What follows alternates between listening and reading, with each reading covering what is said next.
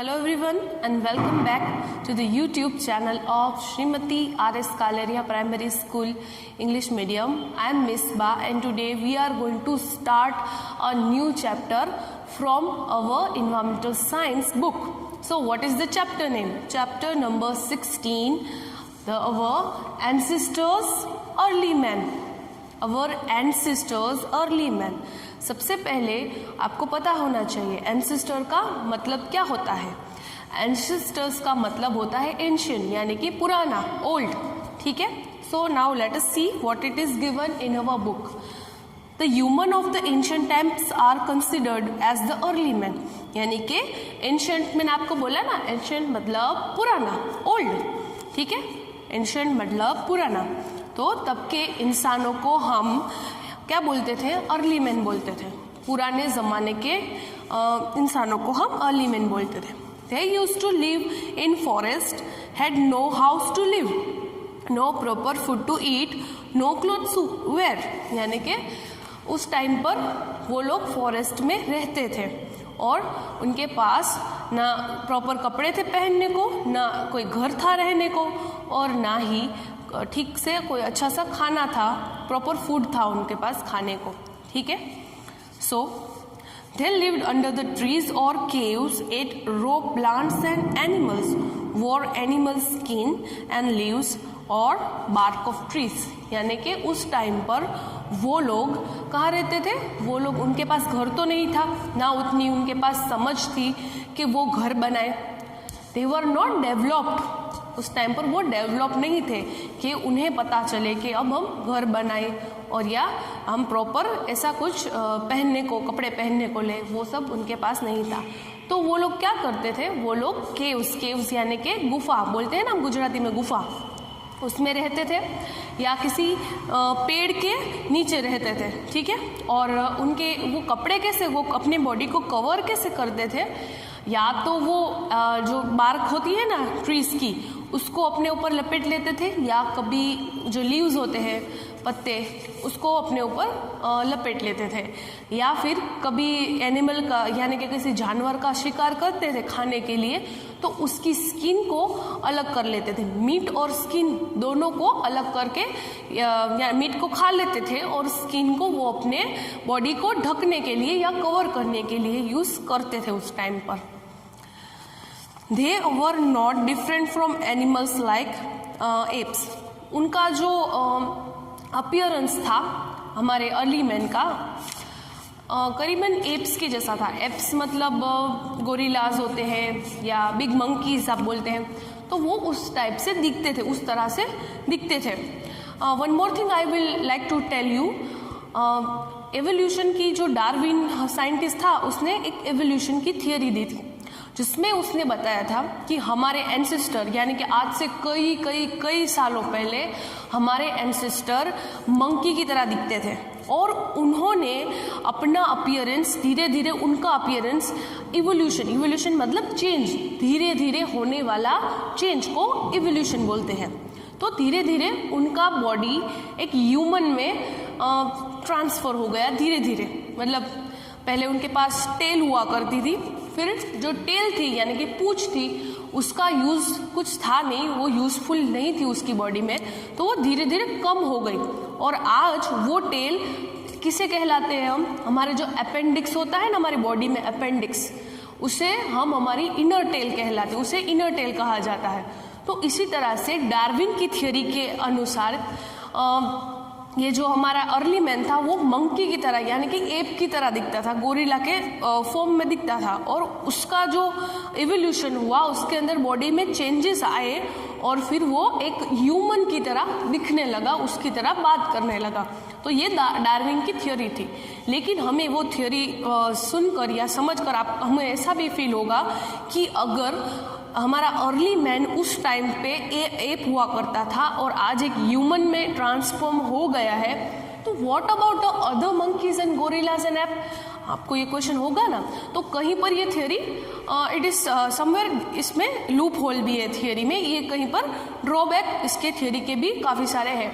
लेकिन कहा तो यही जाता है कि ह्यूमन पहले एप की तरह दिखता था, बंदर की या गोरिल्ला की तरह दिखता था, और फिर उसकी बॉडी का इवोल्यूशन एक ह्यूमन में हो गया और उसकी टेल जो थी वो बिल्कुल यूजलेस थी।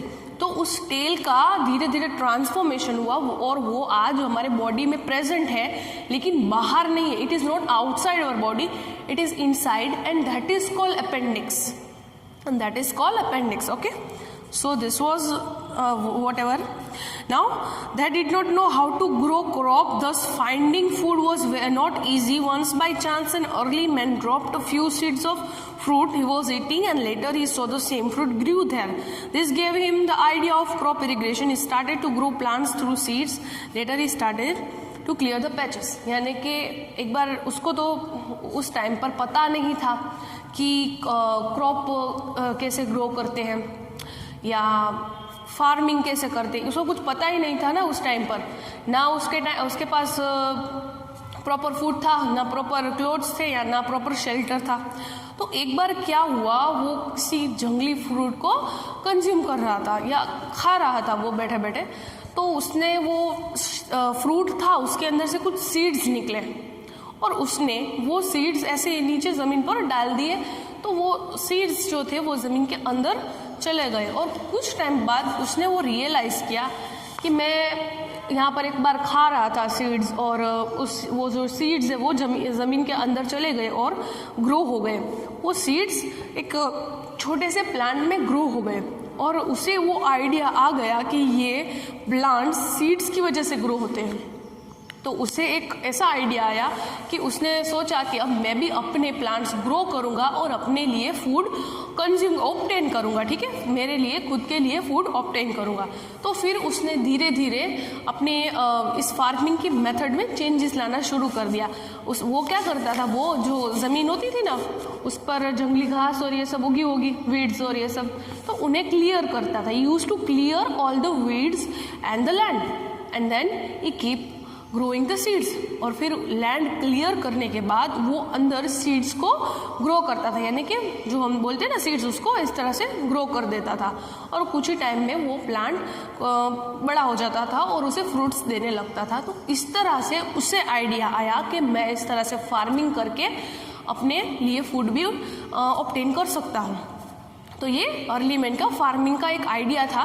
मतलब वो पूरी तरह से फार्मिंग नहीं करता था, सिर्फ उसे वही आइडिया आया था कि भाई सीड्स है वो मैं ग्रो करूँगा तो मुझे फ्रूट्स ऑब्टेन होंगे। So in this way he obtain many kinds of fruit and उसकी जो शॉर्टेज थी फूड की वो भी, उसकी प्रॉब्लम भी धीरे धीरे सॉल्व होने लगी। Okay, he come across the problem of the shortage of discovery of tools. So The discovery of tools by early man was a great achievement. यानी कि ये टूल की डिस्कवरी करने के बाद अर्ली मैन की लाइफ में मोस्ट ऑफ चेंजेस आने लगे। What was the changes?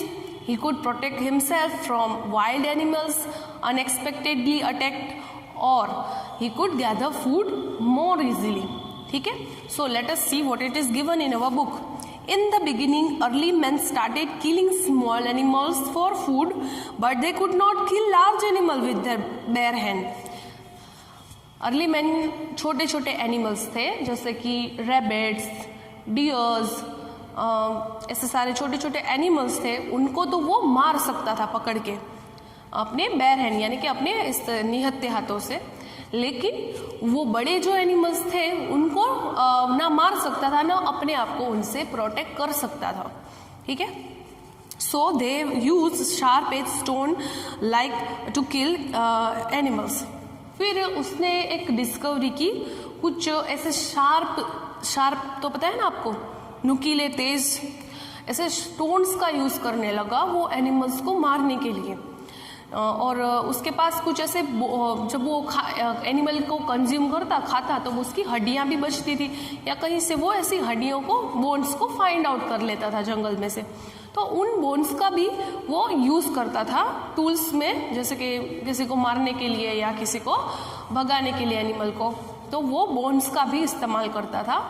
तो और काफ़ी सारे एनिमल्स के जो हॉर्न्स होते थे, अगर वो एनिमल मर जाए तो उसकी बॉडी से वो हॉर्न निकाल लेता था, सींग जो बोलते हैं गुजराती में सींग, वो निकाल कर उसका भी एज अ वेपन यूज करता था हमारा अर्ली मैन, ठीक है।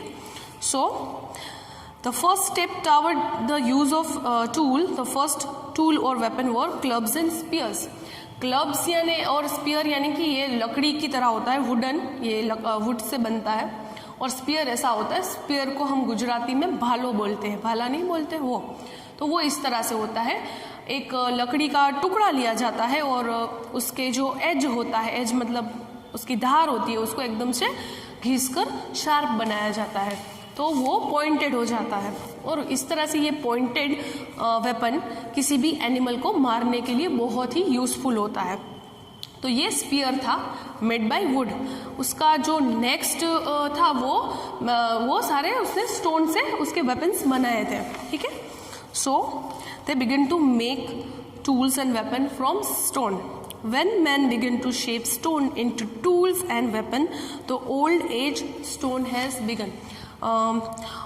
Old stone age यानी कि ओल्ड स्टोन एज आपने नाम तो सुना ही होगा ना, स्टोन एज एरा मतलब उस टाइम एरा का मतलब है टाइम, तो आपने ये स्टोन एज एरा भी सुना होगा ना नाम। तो ये स्टोन एज एरा का मतलब होता है जब हम अर्ली मैन ने स्टोन्स का यूज करना शुरू कर दिया, तब उस एरा को हम स्टोन एज बोलते हैं। और उस स्टोन एज में जो अर्ली मैन था वो काफ़ी सारा डेवलप्ड हो गया था। अभी उसको ऐसे टूल्स का यूज़ करना, ये थोड़ी बहुत फार्मिंग कर लेना, वो सब उसको अच्छे से आने लगा था, ठीक है। तो इस तरह से तब एक एरा का बिगिन हुआ जिसे हम स्टोन एज बोलते हैं, stone age era, stone age period, stone age time, ऐसा हम उसे बोल सकते हैं। तो ये स्टोन एज एरा मीन्स जब अर्ली मैन ने स्टोन्स का यूज़ करना शुरू कर दिया एज अ वेपन और as a other instruments also.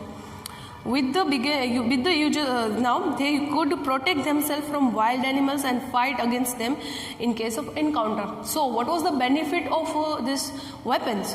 The first benefit was they can protect themselves from the wild animals. यानी कि जब पहले उनके पास जब टूल्स नहीं थे तो वो एनिमल्स के साथ फाइट नहीं कर सकते। जैसे कि बड़े बड़े स्ट्रॉन्ग एनिमल्स थे ना, उस टाइम पर एक सेबर टूथ एनिमल था, वो बहुत ही फेमस था, वो मतलब स्टोन एज का बहुत ही डेंजरस एनिमल था, जो दिखता तो एक लायन की तरह था, लेकिन उसके जो कैनाइन टीथ मतलब हमारे ये वाला जो शार्प होता है टीथ, वो पूरे बाहर थे, उसके कैनाइन टीथ जो थे वो पूरे बाहर थे, तो वो काफ़ी डेंजरस था उस टाइम पर। और बहुत सारे ऐसे एनिमल्स हैं जैसे कि वुल्फ है और जैगुआर होगा उस टाइम पर, तो बहुत सारे ऐसे एनिमल्स थे जो काफ़ी डेंजरस थे, जो उन्हें मार भी सकते थे इन अर्ली मैन के फैमिली को या अर्ली मैन को। तो उस टाइम पर ये लोग इस तरह के जो वेपन्स होते थे, जो स्टोन के बने हो, लकड़ी के बने हो, या फिर ये मरे हुए एनिमल्स की बोन्स हो या उनके हॉर्न्स हो, तो उसका यूज़ करके वेपन बनाते थे और अपने आप को और अपनी फैमिली को प्रोटेक्ट करते थे, ठीक है। तो सबसे बड़ा मेन क्या हुआ, मेन एडवांटेज, वो अपने आप को प्रोटेक्ट करना सीख गए। अभी उनको इतनी डर नहीं लगती थी जब वो निहत्थे होते हैं, उनके पास कोई वेपन ही ना हो, और अगर वो निहत्थे हो तो वो किसी भी वाइल्ड एनिमल्स का मुकाबला नहीं कर पाते, ठीक है। They can not face wild animals, okay. तो अगर ऐसा हो, उनके पास कोई वेपन ही ना हो, तो वो वाइल्ड एनिमल्स उन्हें मार देता था। लेकिन अभी अचानक से अगर कोई वाइल्ड एनिमल आ जाए तो वो लोग उसका आराम से मुकाबला कर पाते थे। So that was that. और सेकंड एडवांटेज क्या था ये वेपन्स का, कि वो इन एनिमल्स को मार के उनको हंट करते थे, उनका शिकार करते थे, और फिर उनका जो मीट होता था वो कंज्यूम करते थे एज ए फूड। तो अब वेपन्स की वजह से उनके पास फूड की भी कमी नहीं रहती थी, वरना पहले ऐसा होता था कि कभी कोई एनिमल हाथ में आता तो वो उसे मार के खा लेते थे, कभी नहीं भी आता कोई एनिमल हाथ में, या फिर वो ऐसे शिकार कंपलसरी नहीं कर पाते थे। लेकिन अभी वो शिकार आसानी से कर पाते थे, दे कुड हंट इजीली, सो उनके पास फूड की शॉर्टेज नहीं होती थी। अभी वो फूड का भी प्रॉब्लम उनका वेपन की वजह से सॉल्व हो गया था, okay. Discovery of fire. So ये डिस्कवरी ऑफ फायर यानी कि फायर भी एक बहुत ही इम्पोर्टेंट चीज़ है हमारे सबके लिए, क्योंकि हम फायर का यूज़ करके बहुत सारे काम कर सकते हैं, जैसे कि खाना बनाना, हमारे घर को लाइट अप करना, काफ़ी सारी फैक्ट्रीज में भी फायर का यूज़ किया जाता है काफ़ी सारी चीज़ें बनाने के लिए। तो फायर का इन्वेंशन कहाँ पर हुआ? अर्ली मैन ने ही फायर का इन्वेंशन किया था। कैसे किया था? पहले तो जब जंगल में आग लगती थी तो अर्ली मैन यानी कि उस हमारे एंसेस्टर ने उसका डिस्ट्रक्शन देखा था कि जंगल में जब आग लग जाए तो किस तरह से वो पूरे वेजिटेशन को, एनिमल्स को, बर्ड्स को, इंसेक्ट्स को, ट्रीज को, सबको डिस्ट्रॉय करता था। तो वो जो अर्ली मैन था वो काफ़ी डरता था फायर से, उसको बहुत ही डर लगता था फायर से। He was having a fear of fire, क्योंकि उसने उसका डिस्ट्रक्शन देखा था ऑलरेडी। लेकिन एक बार क्या हुआ, एक बार जंगल में आग लग गई। There was a fire in a forest. So जब आग बुझ गई तब अर्ली मैन वहाँ पर गया और उसने देखा कि काफ़ी सारे एनिमल्स इस तरह से जल के अंदर मर गए हैं। They are many of the animals were death due to fire. तो उसने क्या किया, उसको भूख लगी थी तो उसने वो जले हुए एनिमल, जो मरे हुए एनिमल थे, उसको कट किया और खाया, उसने ईट किया, उसे कंज्यूम किया। तो उसे उसका टेस्ट काफ़ी अच्छा लगा।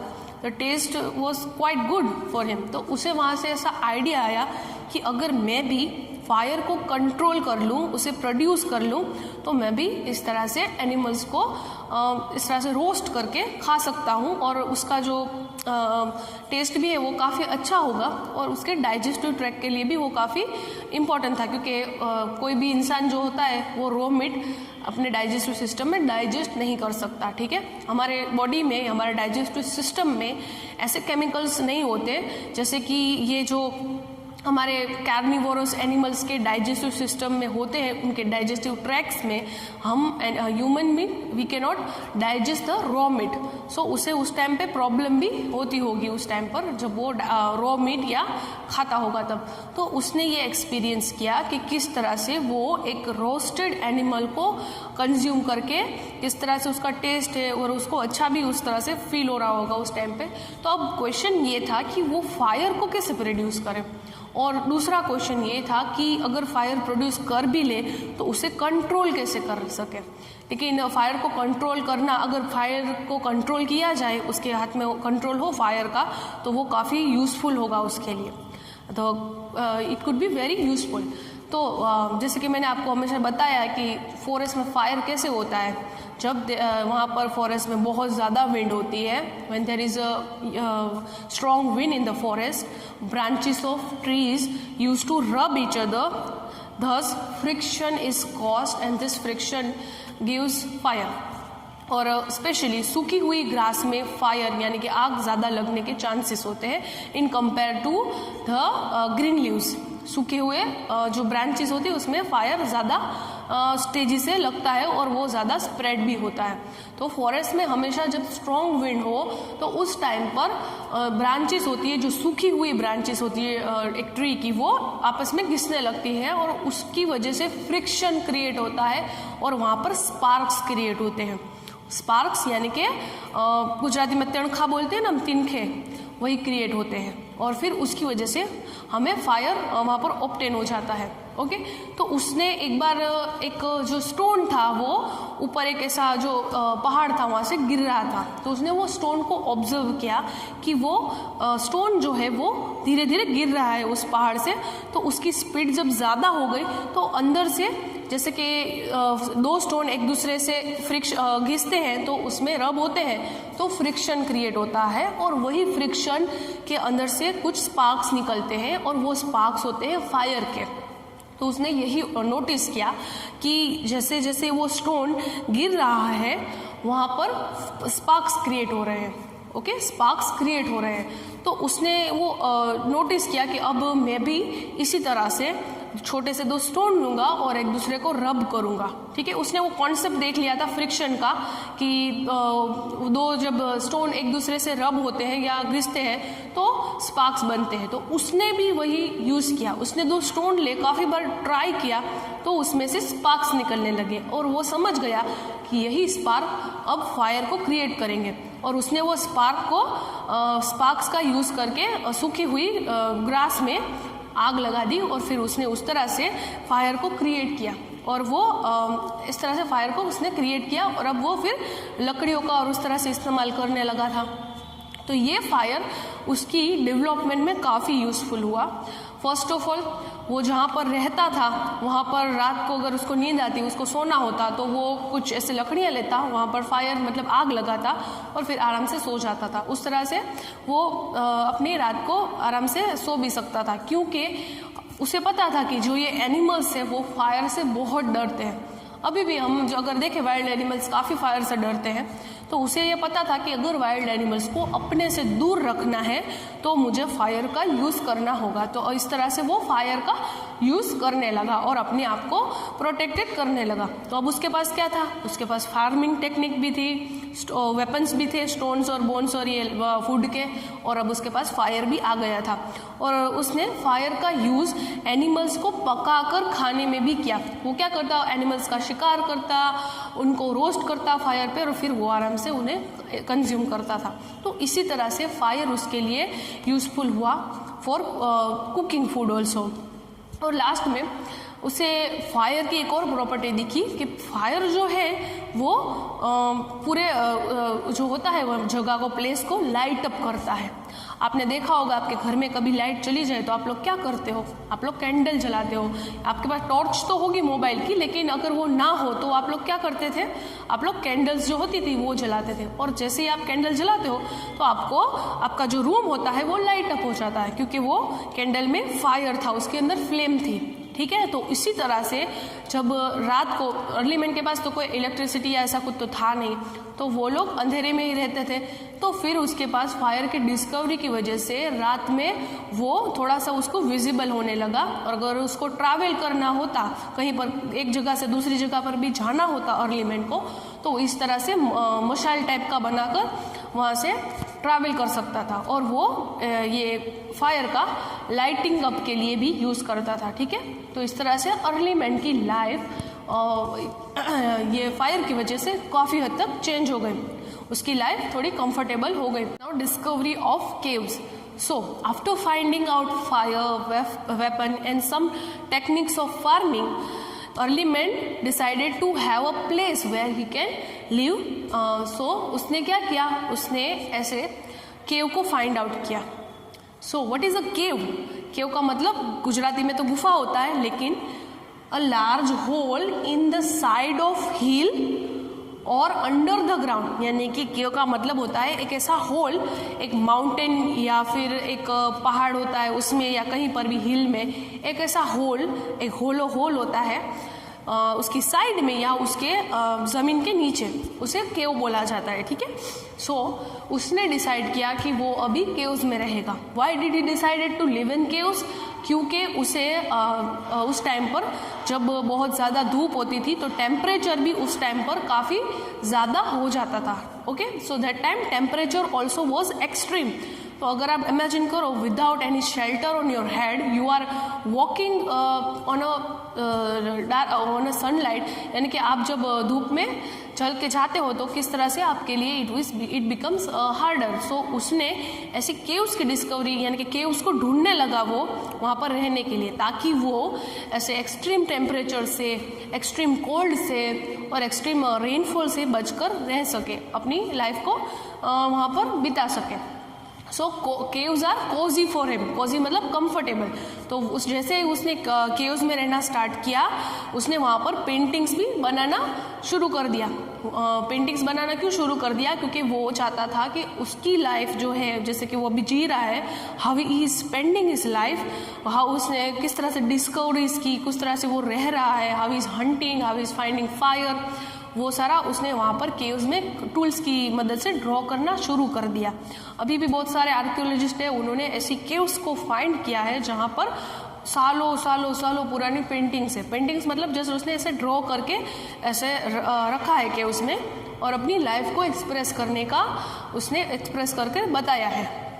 ठीक है, सो उसने अपनी लाइफ को इस तरह से पेंटिंग में ड्रॉ करके एक्सप्रेस करके बताया है। मोस्ट ऑफ पेंटिंग्स में किस तरह से वो शिकार करता है, किस तरह से वो खाना खाता है, फिर फायर के बारे में, फिर काफ़ी सारे डेवलप्ड एंशियंट मैन थे, यानी कि वो जो आगे की जनरेशन थी एंशियंट मैन की, वो काफ़ी डेवलप हो गई थी। तो उन्होंने काफ़ी सारे वो लोग ये जो ट्रीज़ होते हैं, रिवर्स होती है, उनकी भी वो वर्शिप करते थे। ट्रीज़, रिवर्स और ये सब एनिमल्स को वो वर्शिप करते थे। वो भी उन्होंने अंदर बताया था, ठीक है। सो इस तरह से उन्होंने केव्स की डिस्कवरी की, अपने आप को एनिमल्स से प्रोटेक्टेड रखने के लिए, फिर अपने आप को पानी यानी कि बारिश से प्रोटेक्टेड रखने के लिए, एक्सट्रीम टेम्परेचर से प्रोटेक्टेड रखने के लिए, और ज़्यादा गर्मी और धूप से भी प्रोटेक्टेड रहने के लिए उन्होंने केव्स की डिस्कवरी की। और फिर उन्होंने केव्स में रहना स्टार्ट कर दिया, केव्स को उन्होंने अपना घर बना लिया, ठीक है। तो इस तरह से अर्ली मैन काफ़ी डेवलप्ड हो गया। अर्ली मैन की एक लैंग्वेज भी थी, वो मोस्ट ऑफ ऐसे उसको भाषा तो नहीं आती होंगी, आज तो हमारे वर्ल्ड में बहुत सारी लैंग्वेजेस है, काफ़ी एक किलोमीटर पर एक लैंग्वेज का जो हमारा एसेंट होता है वो भी बदलता रहता है। उस टाइम पर अर्ली मैन ने लैंग्वेज की डिस्कवरी नहीं करी थी, तो वो काफ़ी एक्सप्रेसिव था, तो वो साइन के थ्रू, ऐसे इशारे के थ्रू भी बात करता होगा अपने लोगों से। तो इसी तरह से early man was very expressive, he used to talk with his family इशारों में। And then one more thing, he used to show his life to his next generation. So he has drawn many pictures and paintings in the cave, ठीक है। Chapter is over and we will meet in our next video. Till then, goodbye and take